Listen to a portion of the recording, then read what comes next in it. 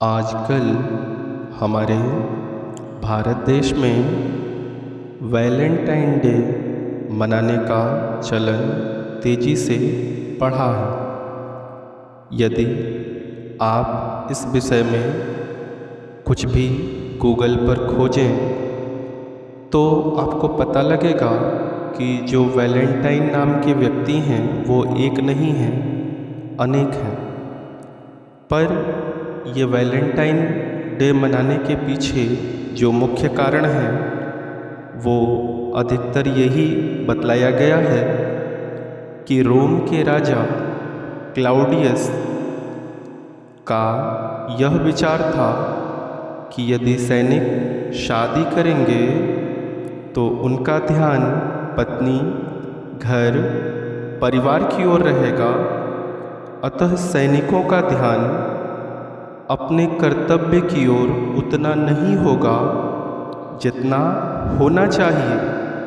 अतः राजा क्लाउडियस ने सैनिकों की शादी पर प्रतिबंध लगा दिया।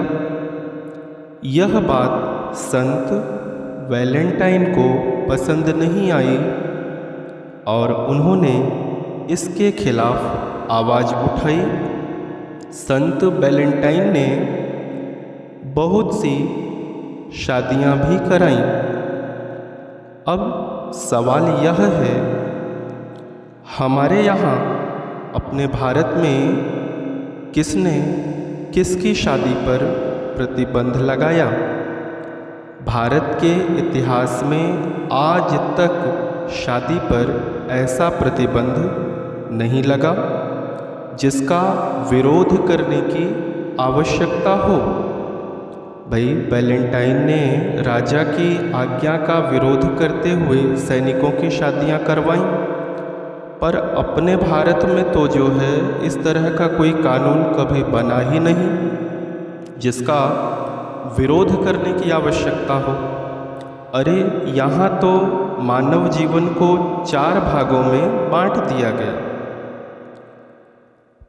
अगर मनुष्य की उम्र 100 साल ले लें तो 25-25 वर्ष करके 4 भागों में मनुष्य का जीवन बांटते हुए श्री शंकराचार्य जी लिखते हैं, प्रथमे अर्जितम विद्या, द्वितीये अर्जितम धनम, तृतीये तो तपस्तप्तम, चतुर्थे किम करिष्यति।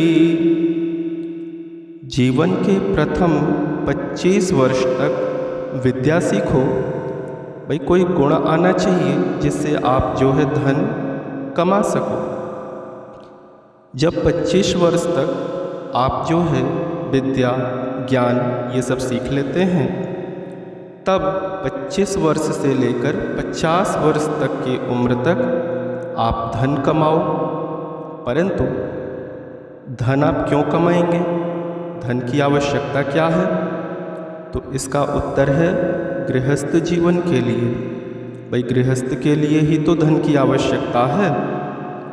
व्यास जी महाराज कहते हैं, यावन्न विद्यते जाया तावद अर्थो भवेत् पुमान्। जब तक मनुष्य की पत्नी ना हो तब तक वह आधा ही रहता है। कोई भी वह धार्मिक कार्य करे तो उसको उसका पूरा फल नहीं मिलता, केवल आधा ही मिलता है। तो किसी भी धार्मिक कार्य में पत्नी का रहना आवश्यक है। तो शास्त्रों का आदेश यही है कि 25 वर्ष से लेकर के 50 वर्ष तक मनुष्य गृहस्थ धर्म का पालन करें, शादी विवाह करें, संतान उत्पन्न हो, परिवार का ख्याल रखें, धन कमावें। इसके बाद 50 वर्ष के उपरांत तपस्तप्तम, तप की तैयारी करें। तप की तैयारी करने का मतलब आप सामाजिक कार्य करें, भगवान का नाम लें, तीर्थ स्थान घूमें, क्योंकि 75 वर्ष के बाद शरीर कमज़ोर होता है तो जो है तीर्थ यात्राएं वगैरह नहीं की जा सकती हैं। तो हमारे वहाँ हमारे शास्त्रों में महापुरुषों ने शादी को कभी रोका ही नहीं। बल्कि मर्यादा में इसका नियम दिया। तो जब हमारे वहाँ विवाह का ही नियम है तो हमें संत वैलेंटाइन के बनाए गए नियम की आवश्यकता ही क्यों पड़ी? दूसरी बात यह है, 14 फरवरी को संत वैलेंटाइन को फांसी दे दी गई। उसका शोक वे मनाने लगे जिनकी शादी संत वैलेंटाइन ने कराई थी। हमारे भारत में जो लोग वैलेंटाइन डे मनाते हैं उनका कौन लगता था संत वैलेंटाइन? भाई वैलेंटाइन ने भारत में किसकी शादी करवाई? या भारत में जो लोग मना रहे हैं वैलेंटाइन डे, तो कम से कम ये तो बताइए वे किसकी मृत्यु का उत्सव मना रहे हैं? संत वैलेंटाइन की मृत्यु का उत्सव मना रहे हैं या किसके बारे में सोच करके वो ऐसा मना रहे हैं? अब जरा वैलेंटाइन डे मनाने का तरीका देखिए। यह 7 फरवरी से 14 फरवरी तक मनाया जाता है।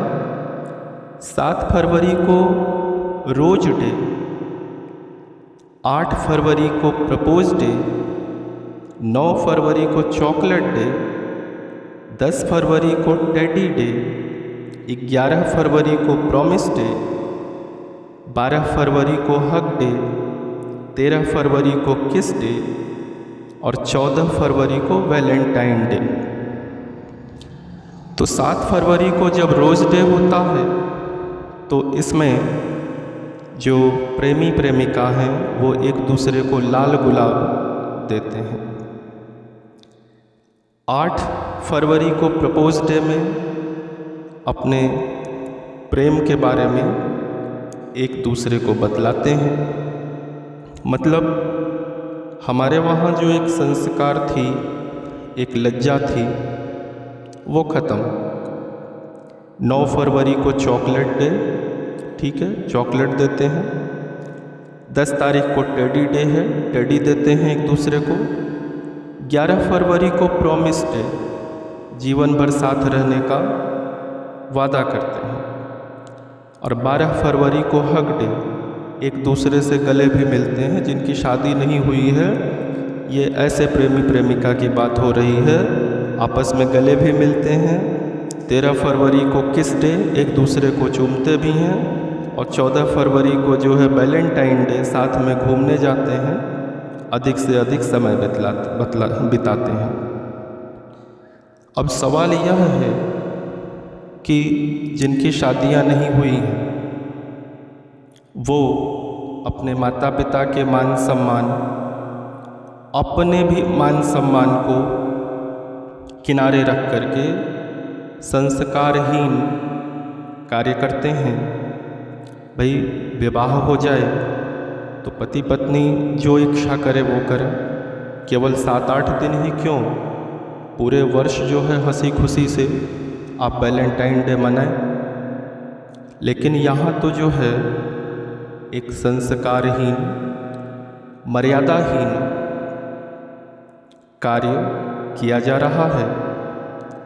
तो जो लोग भी समझदार हैं, जो लोग भी अपना मान सम्मान बनाए रखना चाहते हैं, भाई अमर्यादित कार्य कभी भी शोभा नहीं देता। पुराने समय में भाई मान लीजिए भगवान रामचंद्र जी और माता सीता का विवाह हुआ तो ऐसे नहीं हुआ। यदि भगवान राम भी शिव धनुष को नहीं तोड़ पाते या नहीं उठा पाते तो सीता जी उनको नहीं मिलती। तो प्रत्येक नारी का अपना एक मूल्य था। और आज क्या है, प्रत्येक नारी ने अपने आप को मूल्यहीन कर दिया है। तो आप कभी भी मर्यादा में रहें, अपना मूल्य बनाकर रहें, मूल्यहीन ना बने। क्योंकि मूल्यहीन जो होता है फिर उसका मान सम्मान समाप्त हो जाता है। संस्कारिक बने, अपना मूल्य समझें, माता पिता का सम्मान और अपना सम्मान बचाए रखें। केवल सुनने से, देखने से, पढ़ने से कुछ भी इधर उधर का त्यौहार ना मनाएं। सोच विचार रखें। और संयोग से कल बसंत पंचमी भी है, तो माता सरस्वती के चरणों में फूल चढ़ाकर उनसे विद्या बुद्धि मांगें और यह प्रार्थना करें कि कभी आपकी बुद्धि भटके नहीं, संस्कार विहीन ना हो, कोई भी आपको कभी गलत ना कहे। इसी के साथ मैं अपनी वाणी को विराम देता हूँ। धन्यवाद।